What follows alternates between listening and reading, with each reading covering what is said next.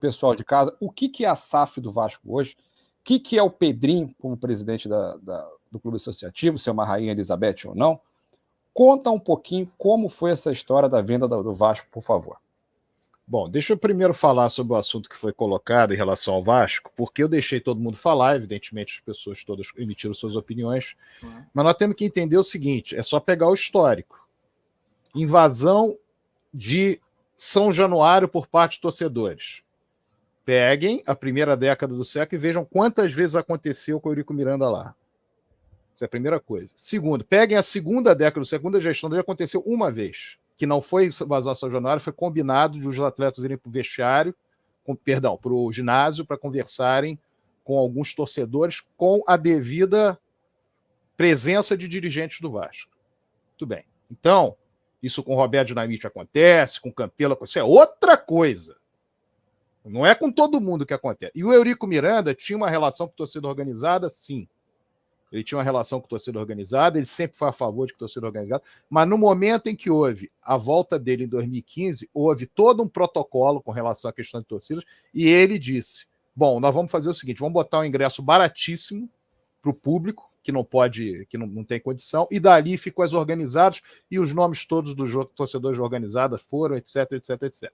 Então, a relação dele com o organizado sempre foi uma relação que tenta cobrar, mas ele blinda o time. O que faltou ao Vasco hoje? Não pode um torcedor do Vasco, por mais razão que ele tenha, chegar no meio de um elenco e dizer assim, não, porque se você não ficar aqui, você não fica entre os top 3 do Brasil. Isso não é função do torcedor do Vasco. Quem dirige o Vasco tem que dar toda a força para o atleta. Ele pode não ter vaga em 40 clubes do Brasil, mas ele tem que receber do clube o devido apoio para estar ali. E ele não pode ouvir de um torcedor que acha isso, aquilo, na cara dele, do lado de um dirigente do Vasco, que teoricamente é o dirigente, na verdade é um funcionário, que é o rapaz que estava lá. É um funcionário. Então, esse é um ponto. Sobre a questão que foi levantada aqui, sobre o negócio de 2006, 2007, que o Marcelo levantou, eu faço parte de um grupo do Vasco, Casaca, e nós fazemos um trabalho muito sério com relação a arbitragens, ano a ano, inclusive eu publiquei isso no livro. O Vasco, em 2006, ele deixou de ir para a Taça Libertadores da América, fazendo jogo a jogo o controle, inclusive havia um site chamado Placar Real que falava sobre isso, mas controle a controle que nós fizemos do jogo, o Vasco deixou de ir exatamente por um ponto, e o Vasco teve 6 de prejuízo de arbitragem. Em 2015, foi bom ter sido citado o futebol catarinense, o Vasco foi o clube disparado mais prejudicado pela arbitragem. Nós, na nossa contabilidade, colocamos 14 pontos, que é um absurdo. E esse site Placar Real colocou 11, inclusive nós nos comunicamos para eu questionar por que era 11, que na minha visão era 14. O que aconteceu no segundo turno com o Vasco, na reação do Vasco, foi inacreditável em termos de arbitragem, a ponto de sair no Jornal da Globo, o que aconteceu no jogo com a Chapecoense. O Eurico Miranda era o dirigente e ele foi ao público dizer que o Delfim Peixoto, falecido, era do futebol catarinense e ele estava influenciando em benefício do futebol catarinense. E um dos árbitros, Ricardo Ribeiro, se não me engano, talvez o Marcelo saiba o nome dele completo, acho que é Ricardo Marques Ribeiro, alguma coisa assim, deu a declaração dizendo que, de fato, o presidente da Federação Catarinense, antes dos jogos, ele frequentava os vestiários, tal qual o Eurico Miranda havia dito. O Eurico Miranda voltou a falar sobre isso no STJD, ratificou o ponto de vista e não teve nenhuma punição a maior. Teve uma coisa para inglês ver. Então, e naquele campeonato, não só nós, como o site Placar Real, colocou que dos 4 clubes catarinenses, o mais beneficiado foi a Chapecoense. O que é uma coisa completamente fora da curva, porque o campeão foi o Corinthians, o segundo colocado, a Chapecoense, ficou em 10º, né? 12º, 13º. E todos os clubes de Santa Catarina tiveram na balança do campeonato benefícios, inclusive o Joinville, que foi lanterna. Então o futebol é isso mesmo, o futebol é uma briga, é uma competição, é cada um querendo fazer o seu, mas em termos de Vasco, eu convivi no Vasco, estive no Vasco, e eu tenho muito mais a reclamar do que a dizer que teve benefício. Ao longo desse tempo todo, e principalmente nesse século. Mas, sob o ponto de vista daquilo que aconteceu, em relação ao jogo sábado, eu também achei que não foi pênalti. O Vasco perdeu o pênalti, é muito confortável para mim dizer que não foi, porque perdeu, né? Mas eu achei que não foi, como também na outra semana houve a discussão de pênalti, e eu falei também da mesma maneira. Ou seja, a minha posição não mudou.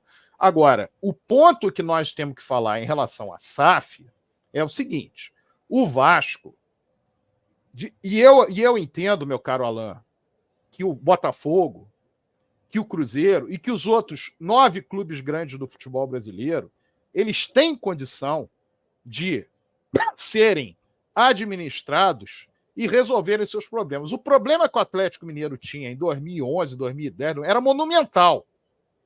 Estava para cair, tinha caído em 2005, e o Atlético Mineiro se reergueu da forma dele.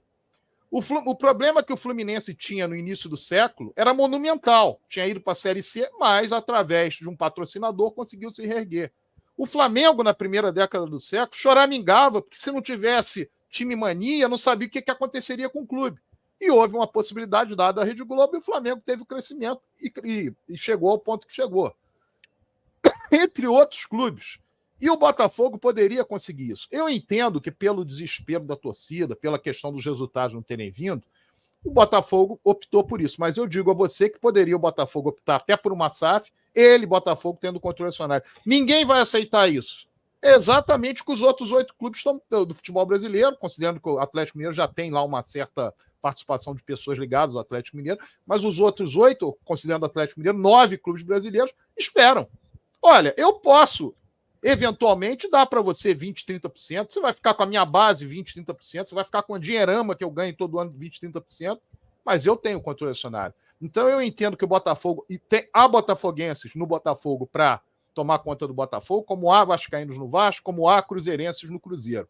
Agora, eu também entendo o desespero. No caso do Vasco, não havia por que ter desespero. Mas por que o desespero foi posto?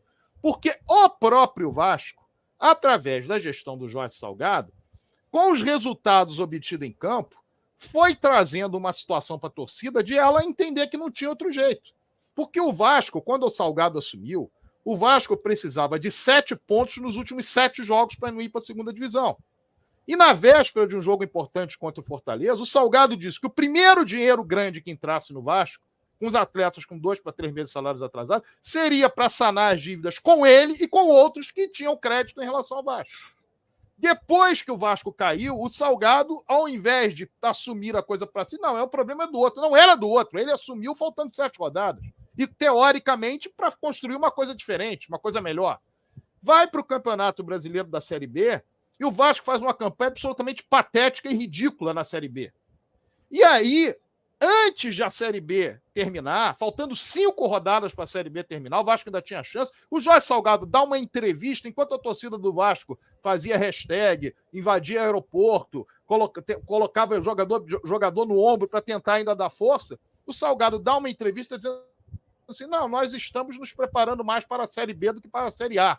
E no dia seguinte, ao Vasco ser confirmado 10º lugar, ele diz que o Vasco deve virar uma SAF. Só que ele disse isso no dia seguinte, mas em julho, se você tiver a possibilidade de ver em lives, uma live com o Portinho, que é um dos que queriam essa SAF e foi um dos protagonistas dela, ele estava lá, o segundo vice-presidente do Vasco, Alberto Duque Estrada, e o Portinho disse isso. Olha, nesse momento... Julho!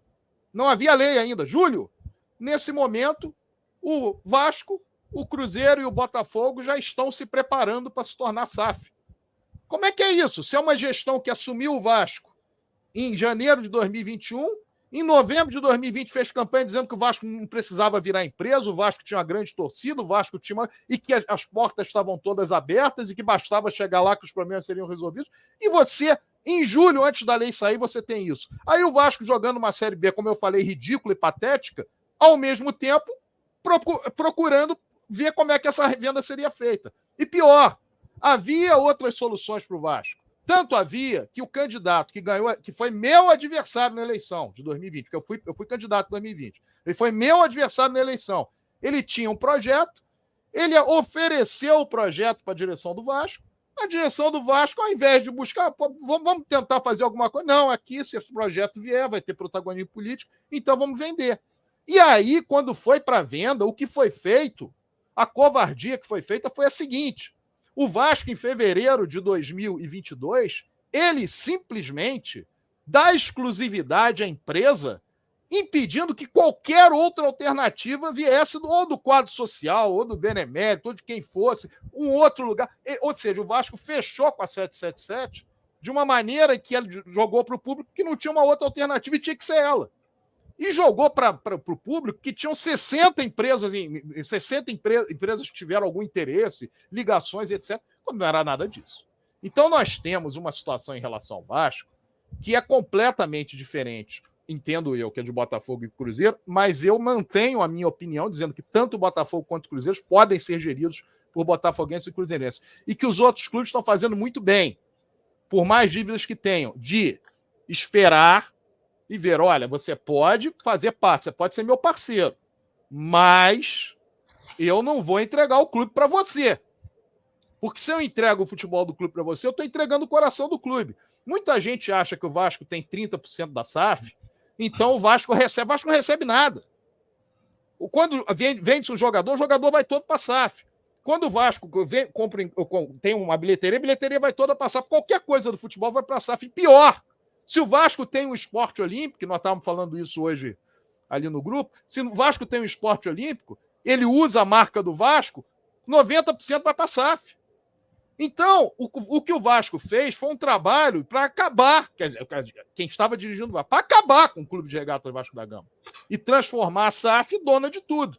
Só que você faz isso entregando para alguém que não é Vasco, para alguém, não é só pelo fato de não ser Vasco, não, mas alguém que tem outros objetivos, que é de lucro ou revenda, em cima de um clube como o Vasco, usando o Vasco para os seus objetivos, que não são necessariamente de busca por títulos, de busca por resultado, de busca por conquistas. Então a SAF do Vasco é um grande equívoco, e eu entendo que, em termos de futebol brasileiro, e eu defendo o Vasco, mas defendo também o futebol brasileiro.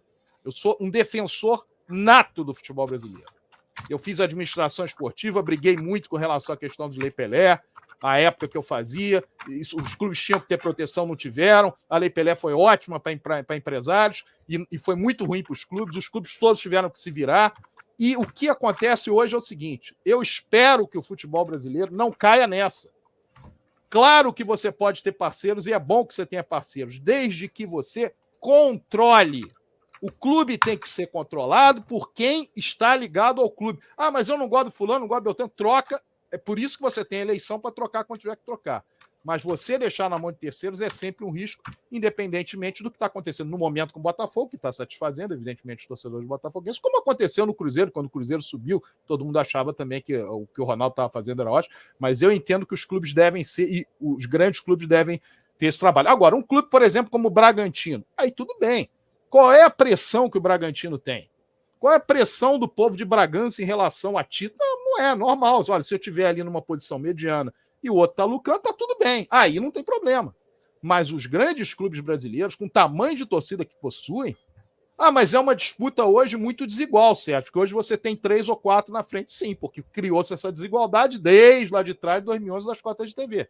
Ali você criou uma desigualdade proposital baseado no objetivo que era transformar Flamengo e Corinthians em gigantes do futebol brasileiro e os outros grandes. Beleza, mas isso pode ter uma solução? Pode. O Palmeiras não arrumou a dele para tentar brigar. O Atlético Mineiro não arrumou a dele para tentar brigar. Outros clubes podem buscar. O fato em si é que o futebol brasileiro tem que tomar muito cuidado. Essa lei, eu não sei se ela vai ser mexida em algum momento, mas que os parceiros venham e ajudem, mas não que tomem conta do futebol brasileiro. Essa é a minha opinião. Boa, fala aí, Marcelo. Você que tá louco aí para falar, Marcelo. Eu queria fazer um complemento no que o Sérgio falou, que as pessoas nunca se deram conta disso. A SAF foi um projeto em que tem aí exemplos no mundo todo, né? Mas que chegou no Brasil com muito apoio. Apoio da opinião pública, apoio da imprensa, apoio do governo. E aí, se a gente pensar, todos os clubes que estavam quebrados, que estavam bem endividados, a maior dívida desses clubes sempre foi com o governo. Era INSS, era fundo de garantia, enfim. E essa dívida, o governo, lógico, vai incentivar um novo método de gestão em que ele vai receber o dinheiro. Porque o Vasco, quando paga, a SAF do Vasco, quando dá 700 milhões e fala, nos primeiros 2 anos eu vou botar 200 milhões, no segundo ano eu vou botar mais 200 milhões, não sei, estou aqui falando de forma aleatória. Parte desse dinheiro vem limpa para o governo, filho. É um dinheiro que o governo sabe que enquanto o Vasco tivesse com aquela dívida, ele não ia receber, porque o Vasco não tinha como pagar, ia ter que ser mais um Profut, mais um parcelamento da vida que iam fazer, mas o governo vê essa facilidade em receber, então apoiou. Para quem era leigo, Cara, o cara vê a SAF lá fora, aí fala, porra, o negócio é espetacular. Se não fosse espetacular, o Bayern de Munique não virava SAF. Só que é uma diferença. Se tu tem um hotel no centro da cidade que vale 5 milhões, só que o hotel está quebrado, não tem, porra, ocupação quase que nenhuma, cheio de dívida, e você tem os 5 milhões, você pode falar, cara, eu vou botar os 5 milhões, mas o negócio é o seguinte, o hotel é meu, eu vou fazer do jeito que eu quero e do jeito que eu acho que tem que ser feito. Beleza. Tu bota o dinheiro lá e vai tratar desse jeito. Se você vai no Copacabana Palace, que tem 95% de taxa de ocupação, lucro, receita direto, todo mundo querendo ficar, e que vale 50 milhões, vamos botar assim, fazer um número aleatório. Se você bota 5 milhões para comprar 10%, você não vai mandar em nada. Mas você sabe que aquilo ali dá dinheiro. Você sabe que aquilo ali tem retorno. Você sabe que aquilo ali dá lucro. Os dois são modelos de investimentos, como uma SAF no clube de futebol. Então, quando o cara investiu no Botafogo e investiu no Vasco, a diferença é nenhuma sob a ótica do investimento. O Botafogo hoje está brigando, está com um time melhor, está com uma estrutura melhor, porque o dono do Botafogo assim quer. Mas o dono do Botafogo, John Textor, pode chegar hoje e falar o seguinte, quer saber? Eu não quero disputar mais nada. Eu vou fazer igual fazem os times de empresário. Eu vou só revelar jogador. E o Botafogo não vai disputar mais nada. E não há quem faça o Botafogo disputar. Porque o Botafogo agora tem um dono, um só. E só ele manda. Como o Vasco agora tem um dono. E só ele manda. Então, quando eu falei aqui na resenha da semana passada, a chance que o Vasco tem hoje... Eu discordo do Euriquinho quando ele fala que... eu entendi o que ele quis falar. Que o Vasco vai acabar em 2 anos. Não vai.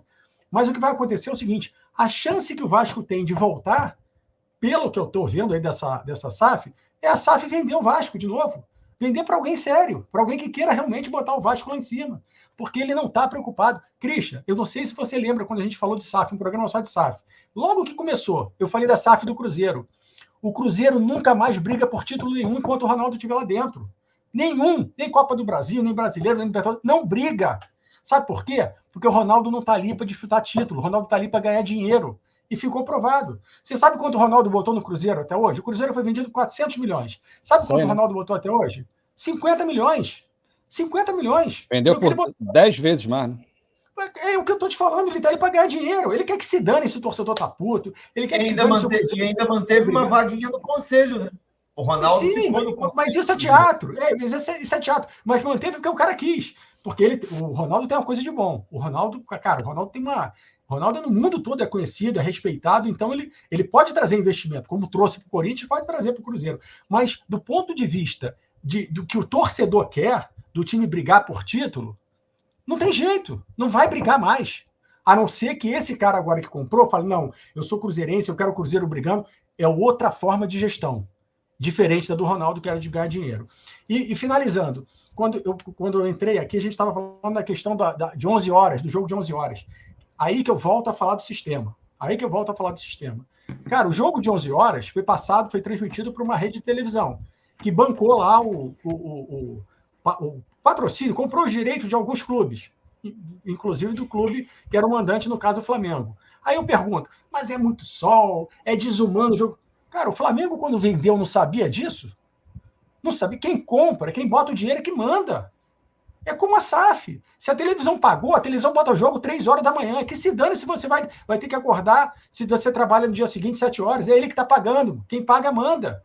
Infelizmente é assim. Agora, na hora de pagar, que ela fala lá, vou dar não sei quantos milhões para o clube, os caras abrem o sorriso. Aí depois fica reclamando que o jogo é 11 horas da manhã. Não tem que reclamar. Eu lembro uma vez, eu não sei se o Sérgio conheceu, eu fiz administração esportiva na FGV, e tinha era Cláudio, ele era diretor de esportes motor da Petrobras. Esqueci o nome dele agora. É um cara muito conceituado no meio do esporte. E esse cara falou, ele chegou uma época em que ele ficou junto com o Marcelo Campos Pinto na Globo Esporte. Os dois eram os caras que controlavam o esporte da Globo. E aí veio aquele eu não lembro agora qual foi o jogador, mas um jogador desses, tipo aquele do Atlético Paranaense, Pedro Henrique, Paulo Henrique, sei lá, que briga pelos jogadores, é até uma briga justa, né, pelo direito dos jogadores. Não pode jogo 4 horas da tarde, porque tem muito sol, não pode isso, não pode aquilo. Aí foram reclamar de um calendário com 70, 80 jogos, que era desumano, que isso e aquilo. E foi reclamar justo com quem? Com a Globo. Sabe o que o cara da Globo fez? Sabe o que ele falou? Ele falou, meu amigo, Zero de problema. A gente paga, vamos botar dinheiro de hoje, a gente paga 1 bilhão pelo campeonato. O campeonato tem 80 jogos, 80 rodadas, sei lá, 38 rodadas. Se você quer um campeonato com 20 rodadas, zero de problema. Eu pago 500 milhões. Só que quando ele fala paga 500 milhões, diminui o dinheiro de todo mundo. Aí o salário do Payet, do Gabigol, enfim, seja lá do Hulk, não vai ser o salário que é hoje, porque o clube não vai poder pagar.